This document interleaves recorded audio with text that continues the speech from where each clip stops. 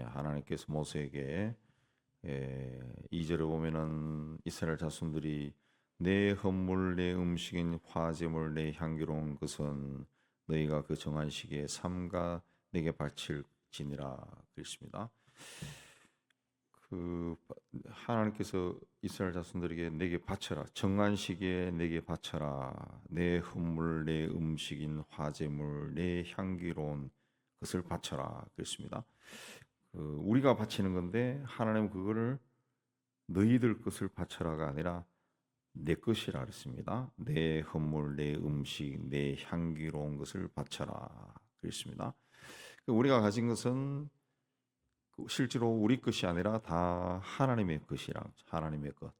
내 생명, 삶, 내 자식, 내가 가진 재산 다 하나님의 것이죠. 내가 세상에 태어날 때 뭘 가지고 온 것이 없듯이 세상 떠날 때도 가지고 가는 것이 하나도 없는 거죠.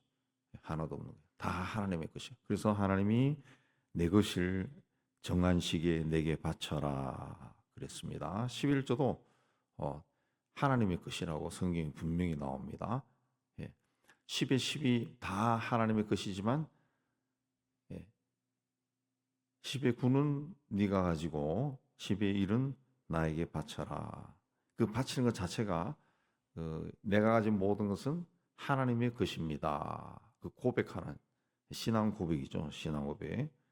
그래서 그 10의 1조는 바쳐라는 거죠. 그 신앙 고백입니다. 신앙 고백. 다 하나님의 것인데 그 9는 너가 쓰고 1은 바쳐라. 그거는 이제 하나님의 것임을 인정하는 거죠. 그 3절에 여호와께 드릴 화제는 이러하니 1년 되고 흠없는 수양을 매일 2마리씩 상번제로 드려라. 상번제라는 것은 한자어인데 날마다 계속 드리는 제사입니다. 날마다 들어갑니다. 왜 상번제를 드리게 했느냐? 이제 가나안 땅에 들어가면은 가나안 땅이 이제 우상이 많아요. 우상이 많은 그런 땅입니다. 우상 숭배에 빠지지 않도록 하기 위해서 이제 상번제 아침마다 저녁마다 드려라 그렇게 한 겁니다. 아침마다 드려라. 우리가 새벽에 나와서 기도하고 또 매일 성경을 읽고 그 자세가 이 상번제를 하는 거나 마찬가지죠. 4절에 보면 어린 양 한 마리는 아침에 드리고 한 마리는 해질 때 드려라. 하루를 믿음으로 시작하고 믿음으로 끝내라. 그렇습니다.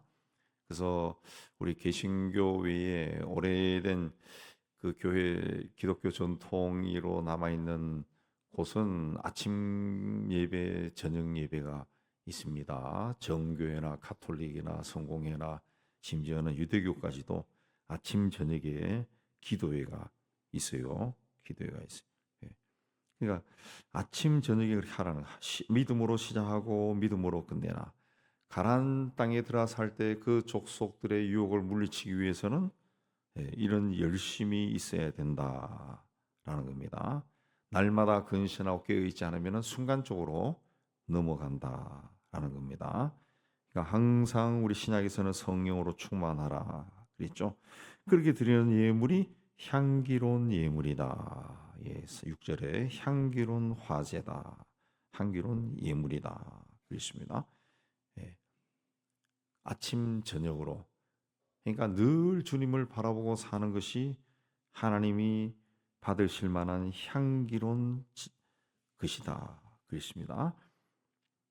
11절에 가면은 또 매월 초하루에 하나님께 번제를 드려라. 이 초하루에는 항상 그 전통적으로 2, 3일간 이런 그 축제로 지냈다고 합니다. 지난달에 지은 죄를 속죄하기 위해서 이 초하루에 이렇게 그 화제를 드렸다는 거죠. 그래서 그 이 매월 첫째 날 이제 요즘으로 하면은 우리도 한때 하다가 안 했지만 올삭 기도에 그 매월 첫째 날 나와서 기도하는 거는 굉장히 중요한 거죠. 새해 첫날 기도하는 것처럼 매월 첫째 날. 상번제는 매일 아침과 저녁에 드리는 겁니다. 그리고 매달 초하루에 또 2, 3일간 하나님 앞에 나와 또 이렇게 제사를 드리고 예배를 드렸다 그랬습니다.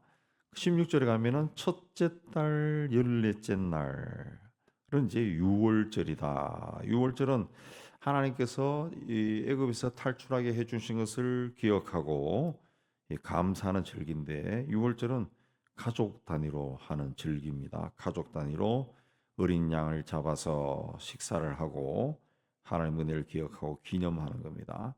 이때 잡는 어린 양이 예수 그리스도를 죽음을 의미하는 겁니다.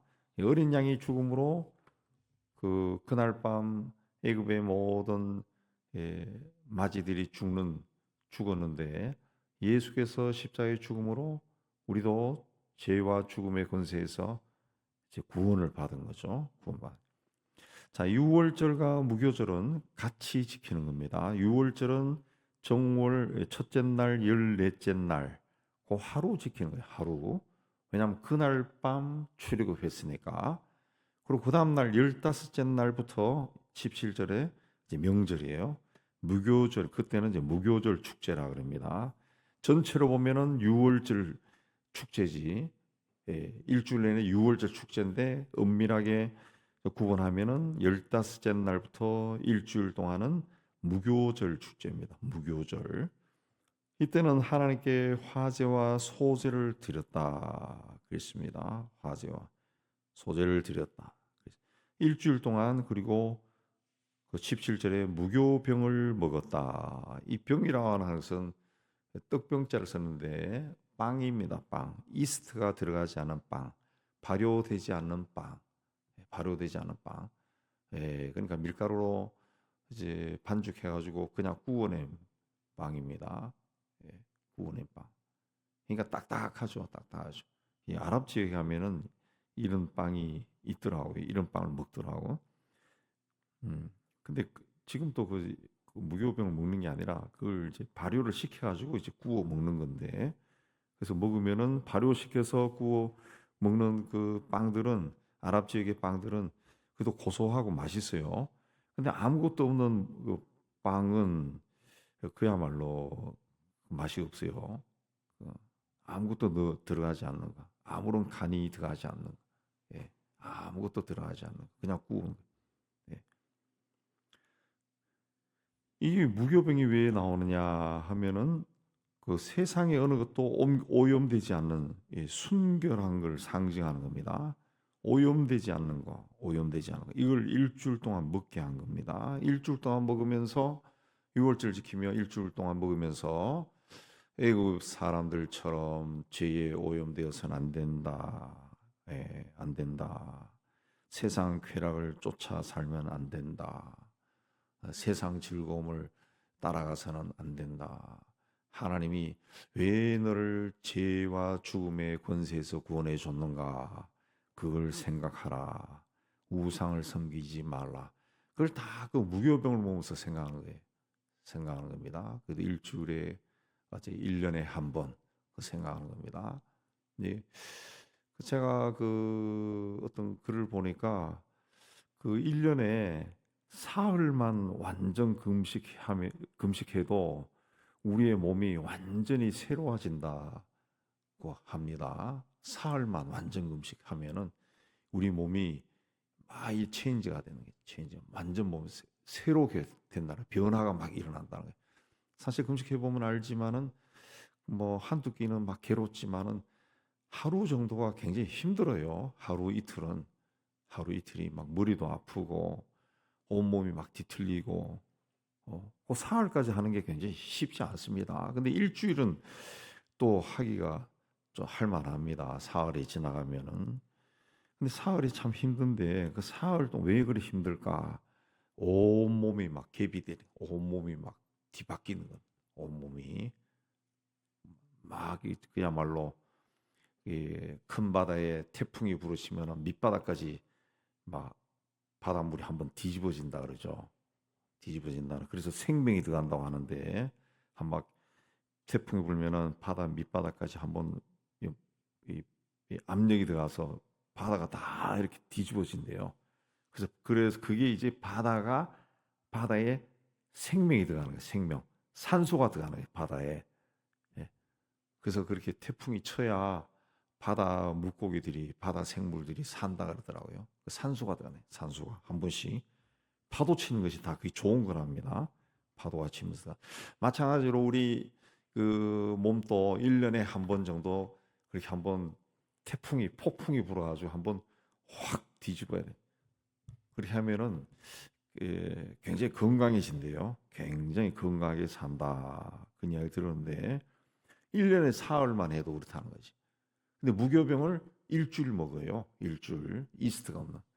그 이쪽 사람들은 빵을 먹잖아요. 빵이 주식인데 그 일주일 동안 아무것도 첨가되지 않은 빵을 먹는다고. 뭐 기름에 구운 것도 아니고. 그래 그 빵을 먹는 거 밋밋한 빵을. 예, 밋밋한 빵을. 그걸 먹으면서 아, 하나님이 죄를 그리 싫어해서 우리를 죄에서 구원하기 위해, 죄에서 분리하기 위해 출애굽시켰구나. 출애굽시켰구나. 다시 이렇게 죄와 우리 그 죄와 이 타협해서는 안 된다. 이걸 빵을 먹으면서 계속 기억하는 거죠. 그 일주일만 해도 1년 내내 1년 내내 그 사람의 삶에 정신에 영향을 끼치는 거죠. 영향을 끼치는 거. 사흘 금식하는 것처럼 일주일만 해도 충분히 영향을 끼치는데 그게 이제 평생 살면서 하니까 6월절 되면은 그게 또 축제죠. 6월절 되면은 그날 쫙 와서 또 이렇게 하니까 이 그야말로 마음판에 막 새겨지는 거죠. 새겨지는 거죠. 세상에는 우리를 유혹하는 것들이 주변에 막 널려 있습니다. 널려 있습니다. 왜 하나님께서 6월절에 무교절에 그 무교병을 먹게 했는가? 이 마음에 담고 많이 생각하시고 이 신앙생활 하시기 바랍니다.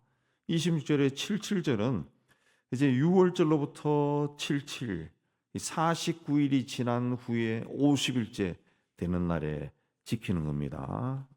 6월절로부터 그 49일이 지난 후에 지는 것이 이제 77절입니다. 77절. 성경에는 그 77절이라고 되어 있는 게 아닙니다. 되어 있지 않습니다. 우리가 번역하는 가운데 이제 77절이다. 예, 그게 되어 있어요. 그 성경에 그냥 50일째 되는 날 그리 되어 있는데 우리 계산해 보니까 이제 77이 49, 50일. 그러니까 77절 그렇게 하고 오순절이라고 합니다. 오순절. 오순절도 열순자를 써서 50일 되는 날 오순절 그렇게 이야기합니다. 그거 다 번역에 나오는 한자어입니다. 자, 이런 무교절 첫날에 보리의 첫 이삭을 하나님께 그 요제로 드렸습니다. 요제로. 그리고 7주 후에 처음 수확한 밀을 하나님께 바치는 겁니다. 하나님께 바칩니다. 그래서 이 날을 초실절이다. 처음 그 얻은 실과를 하나님께 드린다 해서 초실절이다. 그렇게 이야기합니다. 자, 이렇게 하나님께 제물을 바치고 절기를 지키는 것은 하나님께 감사를 표현하는 겁니다. 1절, 2절에 나오는 것처럼 내 것이다, 내 것이다 한 건데 하나님의 이 세상에 사는 것도 하나님이 지은 세상이죠. 하나님이 지은 세상에 하나님이 지은 생명을 가지고 몸을 가지고 이게 살면서 이 땅에서 나는 것을 먹고 마시고 다 하나님의 것이다. 그래서 감사합니다. 하나님 앞에 감사하는 마음으로 지키는 것입니다. 이사야 1장에 하나님께서 유대 백성들을 꾸짖는 내용이 나오는데 감사 제물을 바치지 않아서 그런 것이 아니라 엄청나게 많은 제물을 바쳤어요. 근데 이사야 1장 11절에 보면은 하나님께서 너희가 바친 살찐 짐승의 기름에 배가 불렀다. 그 정도로 많이 바쳤다는 거예요. 살찐 짐승의 기름에 배가 불렀다. 그렇게 많이 바쳤다는 거예요. 근데 하나님이 이어지는 말씀에 누가 그걸 요구했느냐 그랬습니다. 가증하다. 가증하다. 내가 견디지 못하겠노라 그랬습니다. 그 사람들은 하나님께 뭔가를 많이 바치면은 그게 헌신했다고 생각을 합니다. 예, 눈에 보이는 것이니까 막 짐승을 많이 바치고 헌금을 많이 하고 때로는 뭐 건물도 그냥 지어가지고 바치고. 네. 분당의 어느 교회는 어느 큰 교회 권사님 자손들이 어머니를 기억해서 그 엄청나게 많은 돈 몇십억을 기증해가지고 교회를 다 지어버렸어요. 네, 교회를 지었어요. 그렇게 하도록 설득한 목사도 대단하지만 바친 사람들도 대단한가 다 미국에 이민가 산다더라고요. 예, 그렇게 막 바친다. 그리고 그게 그냥 뿌듯하고 그런 게 하죠. 근데 물질이라는 것은 눈에 보이는 겁니다. 그래서 그걸 많이 바치면은 내가 많이 헌신했다. 내가 바친 것이 막 이 재단 위에 막 강단 위에 꽈득 쳐 있다고 생각해 봐요. 그럼 내가 보면서도 뭔가 하나님께 헌신했다. 그러면서 또 마음속으로도 그 간절한 마음이 또 생겨요. 하나님 내가 이렇게 바쳤습니다. 다 바쳤습니다. 정말 나는 오막살이 하나밖에 없습니다. 그런 마음으로 다 바칠 수도 있어요. 다 바칠 수. 근데 하나님은 그걸 보고 누가 너에게 그걸 요구했냐? 견디지 못한다. 못하겠다. 가증하다. 그렇습니다. 그 계속 이어질 말씀 보면은 하나님이 요구하는 것은 마음이라는 것은 마음, 진실한 마음, 하나님을 사랑하는 마음, 이웃에게 하나님의 말씀을 실천하는 그런 마음, 거짓이 없고 깨끗한 마음, 그 마음을 원한다는 거죠. 마음을 원한다는 거죠. 예. 우리가 일상생활 속에서 누군가에게 돈을 빌려주고 돈을 빌리고 그렇게 했을 때 돈을 못 갚으면은 그럴 수도 있겠죠. 내가 아니까. 그러나 그 마음이죠. 와서 아니 우리 복음서에도 나오잖아요. 네. 많은 빚을 탕감받은 종이 감사합니다 하고 나가서 지인데 조그만 돈 빌린 사람이 내가서 막 이놈을 때리고 막 감옥에 집어넣고 그 마음이죠. 그런 마음. 그때 내가 이렇게 해서 일을 하니까 못 하겠습니다. 조금만 기다려주세요. 그런 마음을 보면은 또 얼마나 힘들어요. 그리고 또 이래 나가는 거죠. 예. 근데 그런 마음이 없이 오히려 뻔뻔해지면은 굉장히 기분 나빠지기 시작하죠. 기분 나빠져. 그 마음을 하나님이 원한다는. 예수께서 과부가 드린 두 우레돈을 보시고 저 여인이 가장 많은 헌금을 했다 칭찬했습니다. 실제로 가장 많은 헌금을 한 것이 아니죠. 아주 적은 헌금을 했는데 왜 그렇게 말씀했습니까? 그 마음이죠. 마음. 예, 마음을 받으시. 마음을 받. 예. 옛날에 제가 부목사로 있던 교회 건축하고 막 빚이 많고 그럴 때 그 목사님이 그 예배 시간에 일부러 소개했어요. 일부러 소개했는데 뭔가 하면 어느 집사가 헌금했는데 이 집사가 그 직업이 목욕탕에 때미는 사람이라 그걸 해가지고 이렇게 했다고 그 칭찬을 공개적으로 칭찬하는 것을 들었는데 그 사람 띄워주려고 한 것이 아니라 그건 할 수 없는데 그렇게 했다는 거지. 그 마음을 보신 거죠. 마음을 보셨다. 그렇습니다. 우리가 하나님 앞에 나갈 때는 항상 그런 마음을 가지고 나가야 됩니다. 마음을 가지고. 예. 그 마음을 하나님 보신. 그러니까 이 내 것이다, 내 것이다 한 것도 다 하나님이 우리의 이 마음을 보는 겁니다. 마음을 보는 겁니다. 예. 마음을 보는 거예요. 예. 우리가 가끔 그런 생각합니다. 이제 내 삶이 끝나서 하나님 앞에 갔을 때 갈 때 내가 뭘 가지고 갈 수 있을까? 뭘 가지고 갈 수 있을까? 가져갈 수 있는 거 하나도 없어요. 하나도 없어요. 하나도 없어요. 예. 내가 아무리 많은 지식을 쌓아도 학위를 받아도 가져갈 수 있는 게 없어. 가져갈 수 있는 게 뭘까? 내 마음을 내 마음은 가져갈 수 있겠죠. 내 심령. 네. 그럼 그 심령에 뭘 담아야 되겠어요? 하나님의 말씀을 담아야 되고 선하고 아름다운 좋은 생각, 내가 세상에 있을 때 누군가를 보고 따뜻한 마음을 가졌던 거, 도왔던 거, 뭐 이런 것들이 우리 마음이라는 곳에 다 남아 있을 거라고. 예. 그건 가지고 가겠죠. 내가 떠나도 나와 함께 가는 것이니까. 내 영혼에 새겨진 거니까. 그래서 하나님 또 이 성경에 계속 읽어보면은 다 그걸 이야기하고 있어요. 마음과 뜻과 정성을 다하여 하나님을 사랑하라. 마음과 뜻과 정성, 그 눈에 보이는 게 하나도 없잖아요. 하나님 사랑을 그렇게 하라는 거지. 예수님도 똑같은 말씀하셨고, 성경에서 다 이야기하는 것이 눈에 보이는 것이 아니라 보이지 않는 것입니다. 예. 하나님은 그게 보실 때, 하나님 보실 때 그게 좋은 거예요. 그게 정직해야 된다. 예. 정직해. 우리 세상은 겉에 보이는 것을 다 포장합니다. 속에는 뭘 가지고 있는지 알 수 없어요. 우리 하나님 앞에 우리의 심령이 더 하나님 받으시기에 아름다운 그 심령으로 갖고 나가서 하나님이 기뻐하는 그런 삶을 살아가는 여러분 다 되시기를 주님의 이름으로 축복합니다.